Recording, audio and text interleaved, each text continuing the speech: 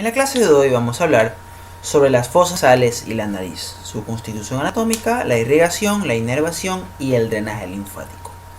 Tenemos que las fosas nasales son un par de cavidades excavadas en el espesor de los huesos del cráneo y de la cara.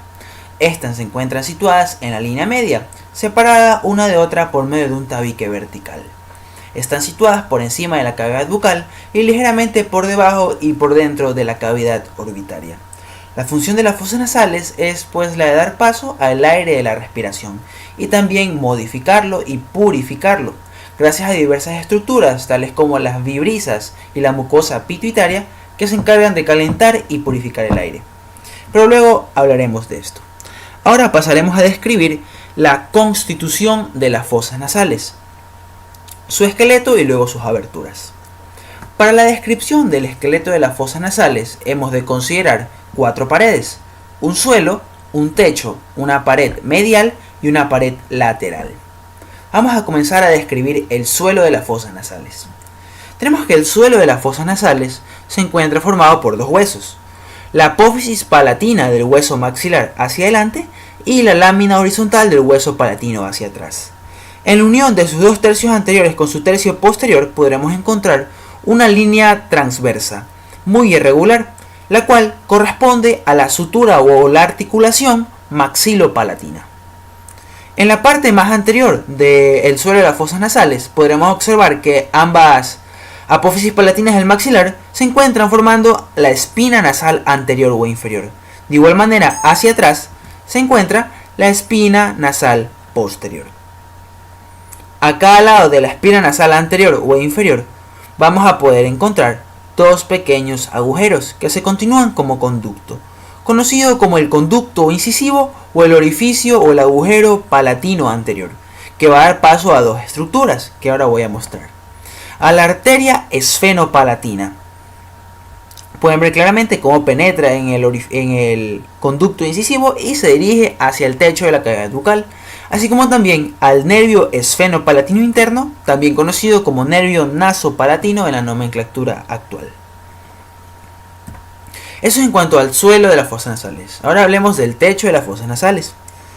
La pared superior de estas cavidades va a estar formada de delante hacia atrás por los siguientes huesos: la cara posterior de los huesos propios de la nariz, la espina nasal del frontal, la base del seno esfenoidal, la cara inferior de la lámina cribosa del etmoides, la cara anterior del esfenoides y la cara posterior del cuerpo del esfenoides. En la parte más posterior del techo de las fosas nasales vamos a describir un pequeño nervio, conocido como el nervio faríngeo de Bock, el cual penetra junto con la arteria pterigopalatina en el conducto pterigopalatino, el cual se encuentra situado en la cara inferior del cuerpo del esfenoides. Este conducto pterigopalatino, si recordamos, se forma por la unión de la cara inferior del cuerpo del esfenoides con el proceso o la apófisis esfenoidal del palatino. Seguimos con la descripción. Tenemos ahora la pared medial. Tenemos que la pared medial de las fosas nasales, que es la que estamos observando en este momento, se encuentra formada por dos huesos, hacia arriba por la lámina perpendicular del etmoides y hacia abajo por el vómer. Aquí hay un punto muy importante que aclarar. Cuando les pregunten cómo se forma el tabique nasal, tenemos que responder: la lámina perpendicular del etmoides, el hueso vómer y el cartílago del tabique, que luego voy a pasar a describir. Sin embargo, cuando les pregunten cómo se forma el tabique nasal óseo, solo tenemos que responder la lámina perpendicular del etmoides y el vómer. Pero bueno, siendo con el tema, la articulación de ambos huesos va a dejar un espacio angular, que es más o menos agudo, donde va a venir a alojarse o insertarse el cartílago del tabique. Eso es en cuanto a su pared medial. Por el momento puedo decirles que en la parte anterior inferior de este cartílago del tabique podremos encontrar al plexo o área de Kieselbach, también conocida como mancha vascular, pero eso veremos en irrigación de las fosas nasales. Ahora tenemos la pared lateral de las fosas nasales, que a mi concepción esta es la pared que es más rica en elementos anatómicos. Comenzaremos a describirla. La pared lateral de las fosas nasales, como podemos observar en esta imagen a su izquierda, no es del todo recta. De hecho, va de arriba hacia abajo, de dentro hacia afuera. Esta pared lateral de las fosas nasales va a estar formada por los siguientes huesos, ¿no? Tenemos aquí la flechita que nos va a ayudar. Tenemos primero al hueso maxilar, al unguis, a las masas laterales del etmoides, al cornete o concha inferior, a la lámina vertical del palatino y finalmente tenemos al esfenoides. De nuevo, tenemos que la pared lateral de las fosas nasales va a estar formada por el maxilar, por el unguis, las masas laterales del etmoides, el cornete o concha inferior, la lámina vertical del palatino, del hueso palatino y el hueso esfenoides. Tenemos que de esta pared lateral o externa de las fosas nasales se van a desprender 3 laminillas óseas, de las cuales 2 pertenecen al etmoides y una es un hueso individual. Estas laminillas óseas que estoy hablando corresponden a los cornetes o conchas nasales. En lo normal contamos con 3 cornetes: un cornete superior, un cornete medio y un cornete inferior.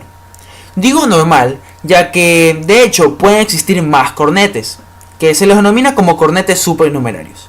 Tenemos un cornete, el cornete de Santorini, también conocido como cornete supremo según Netter, que es el que se encuentra a esta altura. Se encuentra por encima del cornete superior. No sé si pueden distinguir aquí un pequeño cambio en la coloración.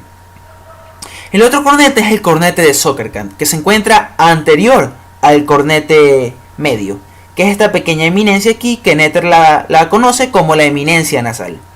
En este cornete de Zuckerkant viene a drenar la celdilla etmoidal más anterior, que se la conoce como el Eiger de Zuckerkant o la carina nazi de Meckel. Ahora tenemos que cada uno de estos cornetes cuenta con su propio espacio, con su propio meato. Es decir, si tenemos 3 cornetes vamos a tener 3 meatos: un meato superior, un meato medio y un meato inferior, que ahora pasaremos a describir. Como mencioné anteriormente, tenemos un meato superior, un meato medio y un meato inferior.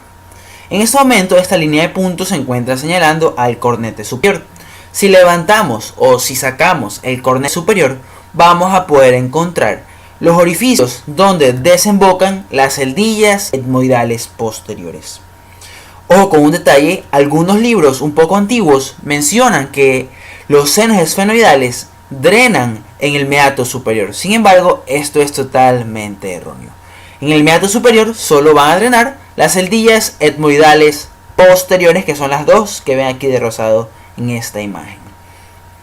Luego tenemos al meato medio.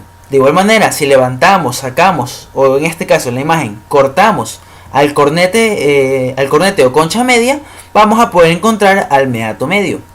De manera general, ya mismo les especifico, podremos decir que en el meato medio van a venir a desembocar las celdillas etmoidales anteriores y medias, el seno maxilar, también conocido como antro de Heitmüller, y finalmente tenemos al seno frontal. Ahora, describamos cada una de estas. Tenemos aquí, en este círculo, se encuentra señalado el orificio de la abertura por el cual se abre el seno maxilar, que está relativamente reducido debido al sinnúmero de huesos que se encuentran cubriendo a este gran seno. Que por cierto, el seno más grande, el seno paranasal más grande, es el seno maxilar. Ahora tenemos a lo que es, aquí la flecha se encuentra señalando al orificio por el cual se abren las celdillas etmoidales medias.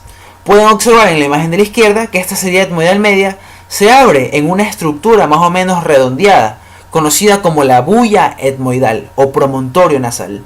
En este promontorio nasal va a venir a drenar el promontorio nasal que se encuentra en el meato medio, va a venir a drenar las celdillas etmoidales medias. Luego tenemos un hiato semilunar, por donde van a desembocar las celdillas etmoidales anteriores. Se denomina hiato semilunar debido a la forma que este presenta, como de una semiluna, por obvias razones. Finalmente, tenemos que en el meato medio van a venir a drenar los senos frontales. Estos senos frontales terminan en el meato medio por medio del infundíbulo etmoidal que se encuentra en el espesor de las masas laterales del etmoides. Podemos observar, miren aquí una línea de puntos termina por acá. Este es el seno frontal, de nuevo repito, el seno frontal termina o drena en el meato medio a través del infundíbulo etmoidal. Por último tenemos al meato inferior, ¿no? De igual manera sacamos, cortamos o levantamos al cornete inferior y vamos a poder encontrar un pequeño orificio por el cual viene a abrirse este conducto, que corresponde al conducto lácrimo-muconasal. Este conducto lácrimo-muconasal establece una conexión entre la cavidad orbitaria y las fosas nasales. Por ese motivo es que cuando lloramos también existe una excesiva secreción de moco, ya que las lágrimas pasan de la cavidad orbitaria hacia las fosas nasales. Un detalle muy importante, que hasta ahora no lo he visto que ningún libro lo ha escrito de los que he leído, sino que he tenido que leer en internet, que en los niños y a veces en casos muy extraños puede persistir en el adulto. Un pequeño repliegue mucoso que funciona a manera de válvula para esta desembocadura del conducto lácrimo-muconasal, conocida como la válvula de Hasner. Se escribe Hasner. Eso es todo en cuanto a meatos nasales. Pero si es que no quedó comprendido, vamos a hacer de nuevo una retroalimentación con la siguiente diapositiva. Bueno, aquí en la flecha me olvidé de mencionar. Ya lo había dicho. Tenemos que los senos esfenoidales drenan no en el meato superior, sino en el receso esfenoetmoidal, también conocido como el ático, por medio de este pequeño orificio. Ahora sí, vamos a la retroalimentación de meatos nasales. En la imagen de la derecha vamos a describir los elementos que podemos observar de arriba hacia abajo. Primero encontramos al seno esfenoidal. Vemos como un cablecito se encuentra penetrando y recorriendo el infundíbulo etmoidal para luego drenar en el meato medio. Luego aquí tenemos a los senos esfenoidales, que se abren a través de un pequeño orificio para desembocar en el receso esfenoetmoidal, que estoy señalando en este momento con una flecha, con mi cursor. Por debajo de este vamos a encontrar al cornete superior. Levantamos el cornete superior, vamos a encontrar a la desembocadura de las celdillas etmoidales posteriores. Ojo, son celdillas, no senos. Mucha atención en ese detalle. Luego tenemos a lo que es el cornete medio o concha media. Levantamos este cornete medio, vamos a poder encontrar una eminencia redondeada, el promontorio nasal o bulla etmoidal, donde van a venir a drenar o desembocar las celdillas etmoidales medias.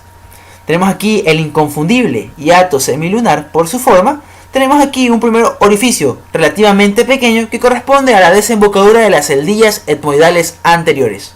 Y un orificio un poco más grande que corresponde a la abertura del seno maxilar, también conocido como el antro de Highmore, que es el seno paranasal más grande que tenemos. Por debajo de este encontramos al cornete inferior o concha inferior, que también lo pueden ver en su imagen de la izquierda, y se ve perfectamente como el saco lacrimal, que está aquí señalado de verde, desemboca en el meato inferior. Dicho esto, pasemos al siguiente tema, que corresponde a las aberturas de las fosas nasales. Ya hemos descrito sus paredes, ahora describamos sus aberturas. Tenemos una abertura anterior y una abertura posterior. La abertura anterior, también conocido como abertura piriforme, debido a que presenta la forma de una pirámide, se encuentra formada lateralmente e inferiormente por las apófisis ascendentes del hueso maxilar y el borde anterior de las apófisis palatinas del hueso maxilar. Eso es lateralmente e inferiormente.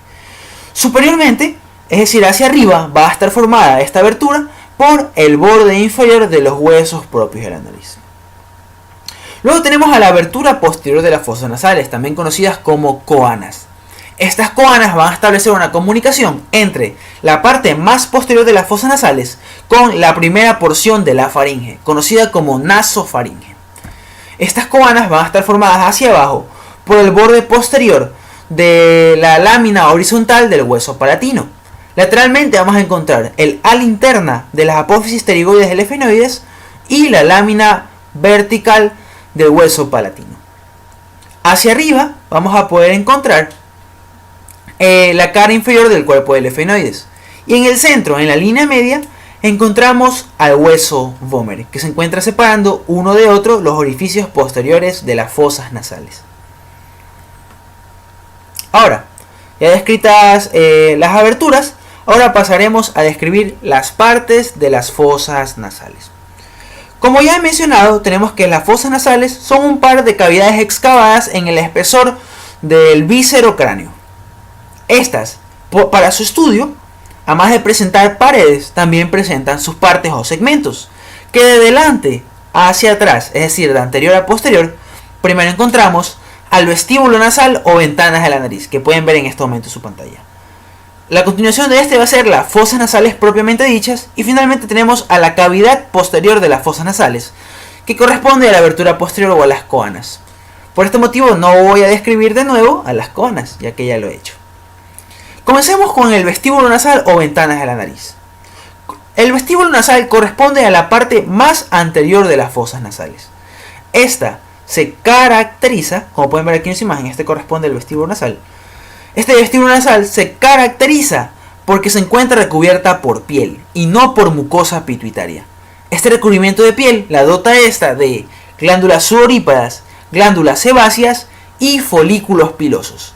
Estos folículos pilosos son los que mencioné al principio del vídeo, que corresponden a las vibrisas. Estas vibrisas son unos pequeños pelos cuya función es evitar el ingreso de polvo y agentes extraños hacia el interior de las fosas nasales. Ojo con ese detalle, tiene recubrimiento de piel y no de mucosa pituitaria. Luego tenemos a las fosas nasales propiamente dichas. Son la continuación directa de el vestíbulo. Aquí claramente en esta imagen podemos observar un cambio de coloración. Aquí está como que medio pálido y aquí está un rosa más o menos vivo. ¿Ya? Estas fosas nasales propiamente dichas se encuentran tapizadas en toda su extensión y sin línea de interrupción por la mucosa pituitaria, también conocida como la membrana de Schneider. Se escribe S-C-H-E-N-E-I-D-E-R, membrana de Schneider. Esta mucosa pituitaria en el vivo es de color rosada y en el cadáver es más o menos violácea. Como es de nuestro saber histológico, la mucosa pituitaria tiene dos partes.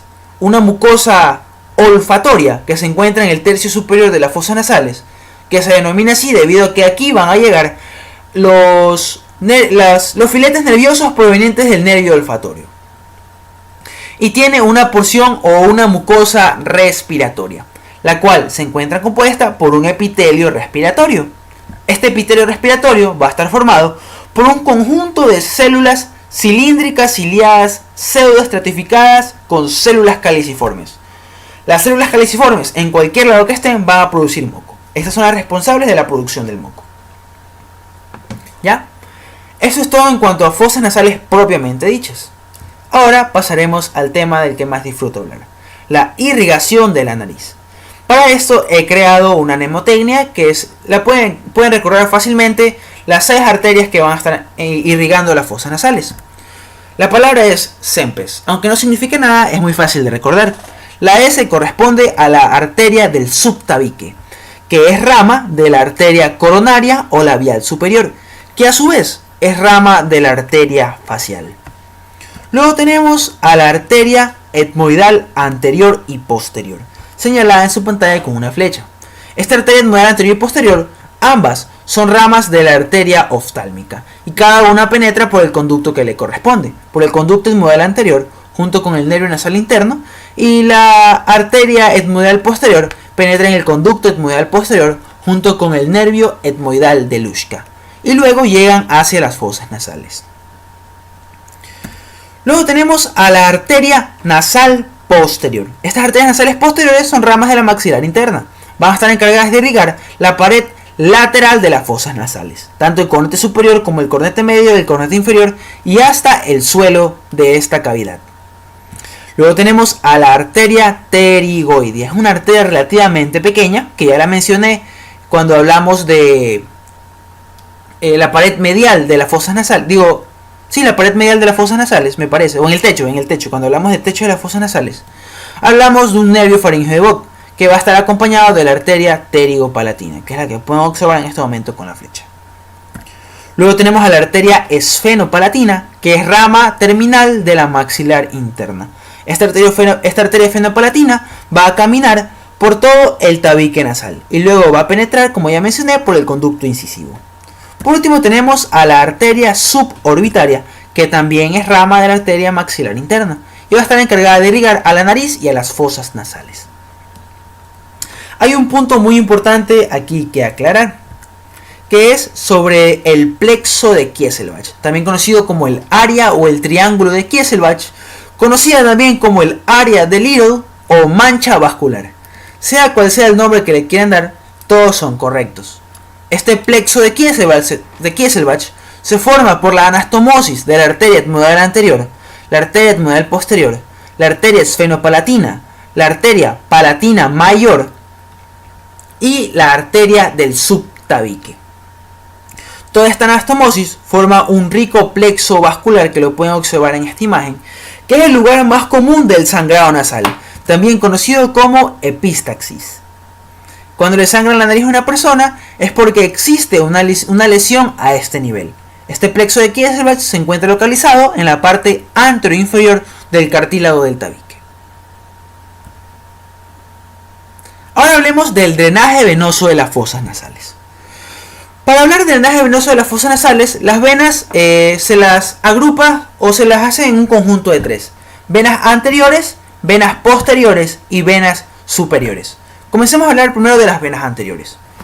Las venas anteriores de las fosas nasales, como pueden observar aquí en esta flecha, también del otro lado, estas venas anteriores salen de las fosas nasales por medio del orificio anterior, también conocido como las narinas, y van a drenar en la vena facial.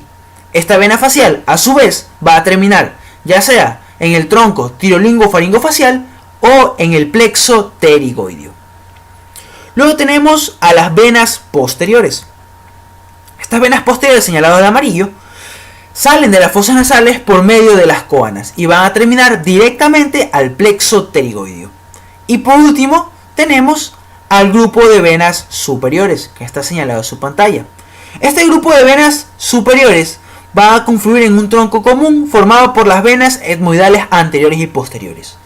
Siguen el mismo recorrido de las arterias homólogas para terminar drenando en la vena oftálmica. Estas aquí son las venas etmoidales, esta es la anterior, esta es la posterior, y llega hacia la vena oftálmica, que a su vez termina en el seno cavernoso. Eso es en cuanto al drenaje venoso, muy sencillo. Ahora tenemos el drenaje linfático. Personalmente es algo con lo que siempre he tenido problemas de estudiar, pero lo he tratado de sintetizar lo mayor posible. Tenemos que los linfáticos de las fosas nasales, notablemente numerosos, en su parte posterior, al igual que las venas, van a seguir distintos trayectos. Para esto se les ha clasificado en linfáticos anteriores y linfáticos posteriores. Los linfáticos anteriores, que son los que pueden ver en esta línea de puntos, claramente abandonan las fosas nasales caminando entre los cartílagos nasales y el esqueleto, ¿no? Luego se unen al grupo de vasos linfáticos inferiores de la nariz. Los linfáticos anteriores de las fosas nasales se unen a los linfáticos inferiores de la nariz, para terminar luego en el grupo de ganglios linfáticos submaxilares. Luego tenemos a los linfáticos posteriores, que se los clasifica en tres: linfáticos superiores o posterosuperiores, linfáticos posteromediales y linfáticos posteroinferiores. Estos linfáticos posteriores son muy numerosos y muy voluminosos. Ahora pasaremos a hablar de cada uno de ellos. Tenemos que los linfáticos posterosuperiores, que estoy señalando en este momento con una flecha, nacen de la cola del cornete superior y medio. En número de 2 o 3 se dirigen hacia los ganglios retrofaringeos, que estoy señalando en este momento con una flecha. Se dirigen hacia los ganglios retrofaringeos, que es decir, como su nombre indica, que se encuentran por detrás de la faringe. Luego tenemos a los ganglios posteromediales. Estos aquí van a ser de la cola del cornete inferior. De igual manera, en número de 2 o 3, se dirigen hacia abajo y hacia atrás para terminar en el ganglio más grande de la cadena yugular interna, que corresponde al ganglio yugulodigástrico. Por último tenemos al linfático posterior inferior, también dispuestos en número de 2 o 3. Estos aquí nacen del suelo de las fosas nasales y de su tabique y van a terminar en los ganglios de la cadena yugular interna que se encuentran cerca de su bifurcación, cerca de la bifurcación de la carótida. Ahora hablemos de la inervación de las fosas nasales. Por obvias razones, la fosa nasales solo va a contar con dos tipos de inervación: inervación sensitiva general e inervación sensitiva especial o sensorial. La inervación sensitiva general va a estar dada por el nervio trigémino mediante sus ramas, que ahora pasaré a describir. Tenemos primero a los nervios etmoidales anterior y posterior, que estoy señalando en este momento con una flecha. Estos nervios etmoidales anteriores y posteriores son ramas del nervio nasal. Luego tenemos al nervio nasal superior, que está señalando en este momento con una flecha, que está encargado de inervar a la mucosa de los cornetes superior y medio. Ambos son ramas del nervio maxilar. Luego tenemos al nervio nasal posterior, que es rama del nervio palatino mayor, palatino superior o palatino anterior, que a su vez este es rama del nervio maxilar. Un poco confuso, pero lo he tratado de sintetizar lo más que pude. Luego tenemos al nervio faríngeo de Bock, que ya lo he repetido como 2 veces en este vídeo y por eso no lo describiremos de nuevo. Solo un detalle mínimo que se me escapó. Este nervio faríngeo de Bock va a estar encargado de inervar a la trompa de Eustaquio, al orificio de salida de la trompa de Eustaquio y a los senos esfenoidales, así como también al techo de la faringe. Por último tenemos al nervio nasopalatino, también conocido como nervio esfenopalatino interno, que va a inervar a la mucosa del tabique nasal. Muy simple. Por último, tenemos la inervación sensitiva especial o sensorial. La inervación sensorial de las fosas nasales va a estar dada por el primer nervio craneal, como todos sabemos, el nervio olfatorio. Este nervio olfatorio es el responsable de la percepción de los olores. Tiene su origen aparente en el bulbo olfatorio, el cual, como sabemos, descansa sobre la lámina cribosa del hueso etmoides. De este bulbo olfatorio emiten numerosos filetes nerviosos, amielínicos y acompañados con la dura madre, que penetran en los orificios de la lámina cribosa, y de esta manera llegan hasta la parte más superior de las fosas nasales, donde se ramifican, dan ramas internas y dan ramas externas. Pues pueden ver más información sobre este nervio en un vídeo que subiré sobre específicamente este nervio craneal. Ahora pasamos al siguiente tema. Vamos a hablar sobre la nariz. Tenemos que la nariz es una prominencia impar que se encuentra situada en la línea media, muy voluminosa y de forma piramidal, como lo he representado en la parte izquierda de su pantalla. Se encuentra situada por encima del labio superior, por debajo de la frente, entre ambas mejillas. Como hemos mencionado, tiene una forma piramidal, por ende hemos de considerar en ella caras, bordes, vértice y base. Comenzaremos a describir sus caras. La nariz consta de 3 caras, 2 caras laterales y una cara posterior. Comenzaremos a escribir cada una de ellas. Tenemos las caras laterales separadas, tenemos aquí coloreada una de ellas, una de ellas está representada en color rosado. Las caras laterales de la nariz son planas y de forma más o menos triangular. La piel de las caras laterales de esta nariz en su parte superior son fijas, ya que se encuentran adosadas a los huesos propios de la nariz. Sin embargo, en su parte más inferior son móviles, donde podremos encontrar al ala de la nariz. Luego tenemos a su cara posterior. La cara posterior de la nariz, por así decirlo, no existe y está representada por la abertura anterior de las fosas nasales, y se continúa con las fosas nasales propiamente dichas. Ahora tenemos los bordes. Hemos de considerar también 3 bordes, un borde anterior y 2 bordes laterales. Los bordes laterales, estos aquí se forman por la unión de las caras laterales de la nariz con lo que es la piel de la mejilla. No sé si pueden entender bien esto, pero ya tengo unas imágenes buenas para explicar lo que acabo de decir. Estos bordes laterales de la nariz van a formar 3 surcos. Un surco conocido como naso parapebral. Luego tenemos al surco nasogeniano y por último tenemos al surco nasolabial.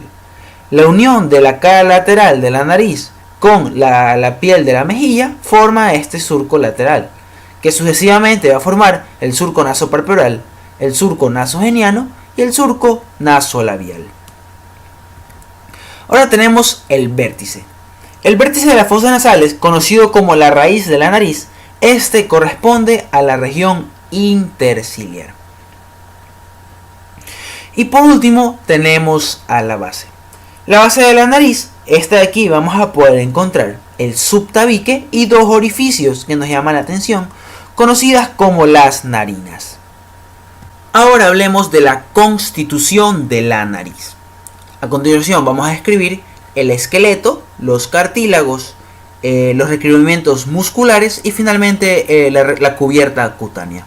Comenzando con el esqueleto, muy sencillo. El esqueleto de la nariz va a estar formado por las apófisis ascendentes del hueso maxilar y por los huesos propios de la nariz. Los cartílagos, mucho más importantes que los precedentes, estos de aquí, tenemos que la nariz está formada por cartílagos principales y por cartílagos accesorios, que ahora pasaré a describir. Los cartílagos principales tenemos al cartílago del tabique, los cartílagos laterales y los cartílagos del ala de la nariz. Entre los cartílagos accesorios tenemos el cartílago vomeriano de Huschke, los cartílagos cuadrados y los cartílagos sesamoides.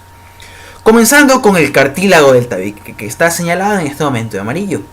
Si notaron, existe un pequeño cartílago aquí que lo separo del cartílago del tabique, ya que este corresponde al cartílago vomeriano. Nunca olvidarse de esto. El cartílago del tabique, llamado así porque completa el espacio angular dejado por el tabique óseo de la nariz, que corresponde a la lámina vertical, a la lámina perpendicular del etmoides y al hueso vómer. Este cartílago del tabique tiene una forma cuadrilátera más o menos irregular, en el que hemos de describir cuatro bordes. Un borde póstero superior que se va a insertar en la lámina perpendicular del etmoides, un borde antero superior que va a estar en relación con los huesos propios de la nariz, un borde póstero inferior que va a descansar sobre el vómer y emite una prolongación que a veces puede llegar hasta el esfenoides, y luego tenemos un borde antero inferior que se extiende hasta la espina nasal. Ambas caras del cartílago del tabique se encuentran recubiertos por mucosa pituitaria o membrana de Schneider. Ahora tenemos a los cartílagos laterales señalados en este momento con una flecha en su pantalla. Tenemos que son un par de cartílagos triangulares, cuya base se confunde con el cartílago del otro lado. En este momento estoy señalando la base. Su borde superior está en relación con los huesos propios de la nariz y con el borde inferior de los cartílagos alares.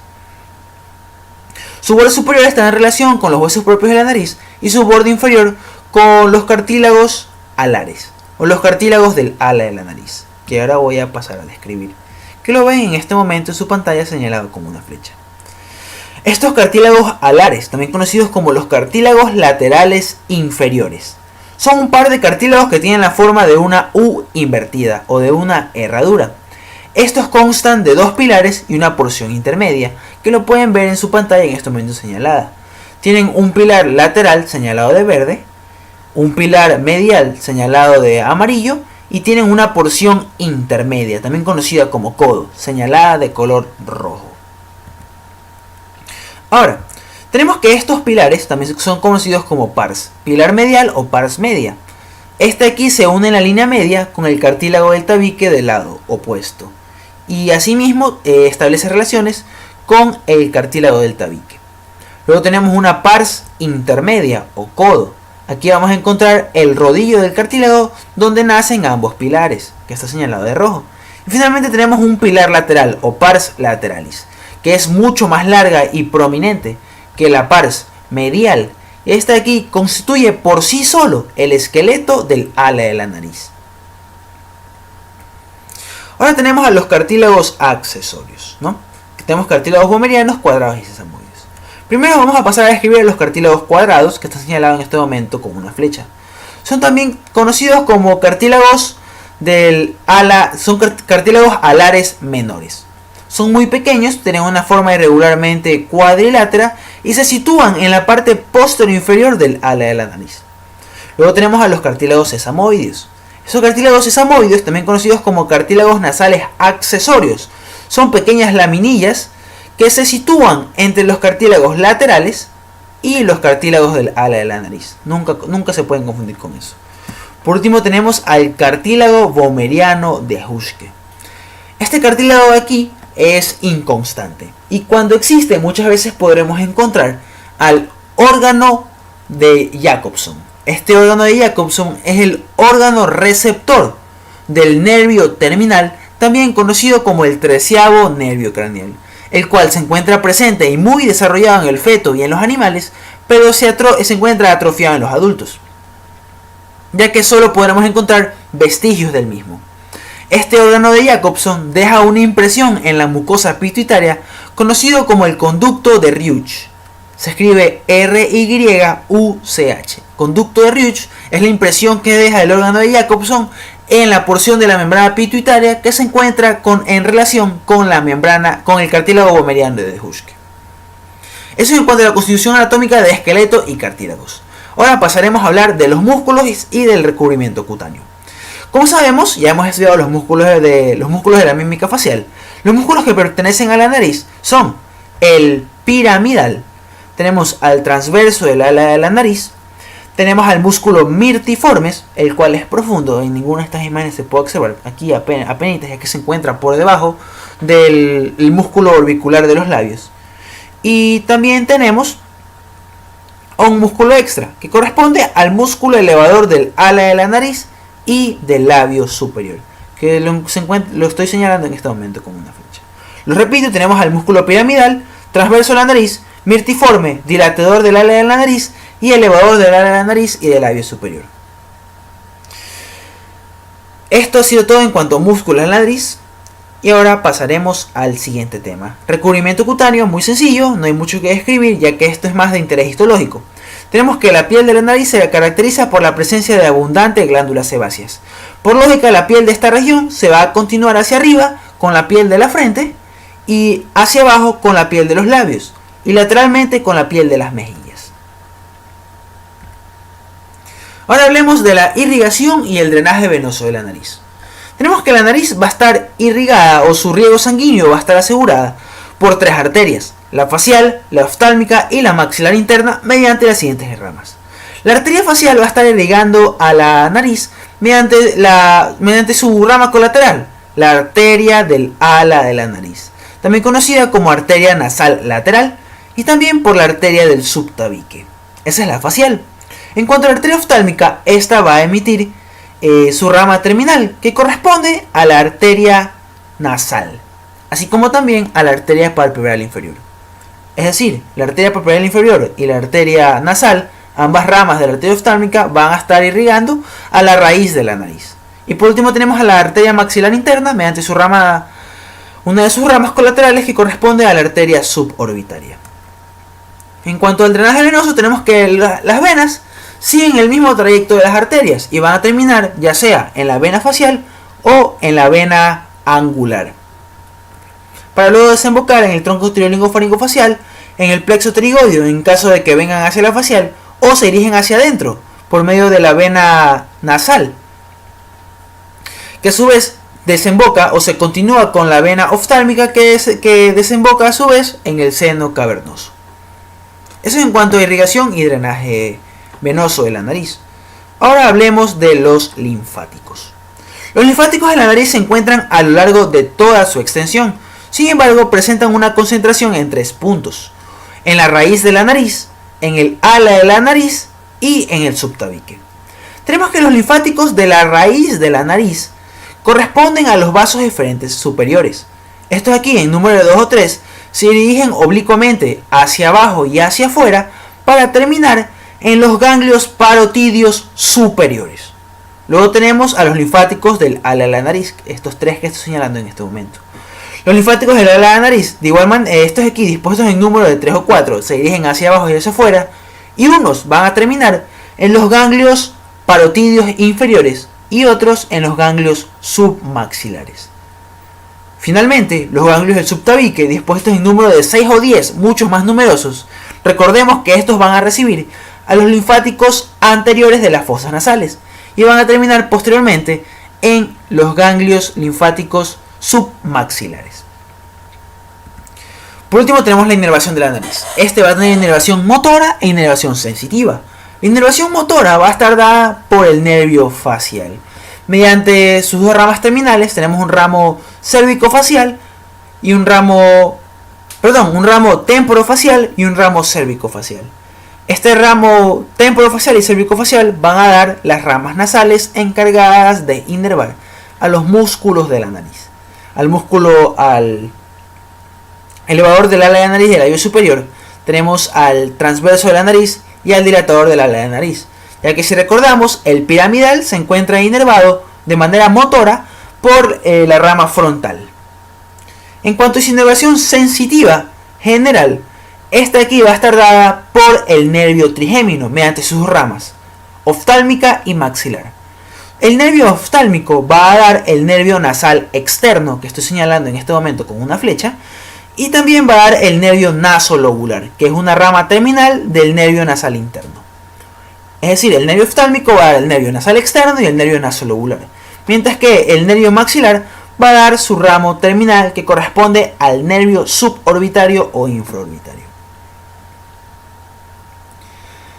Esto ha sido todo en cuanto a fosas nasales. He tratado de simplificarlo lo más que he podido, poniendo lo esencial que todo alumno debe saber. Esto ha sido todo el video. Ya saben, las diapositivas van a estar en la descripción del video. Si quieren, también desde ahora voy a agregar todo el resumen por escrito de lo que he hablado en este video. No se olviden, síganme en mi cuenta de Twitter, @besalio, termina en 0. Y esto ha sido todo por hoy. Muchas gracias.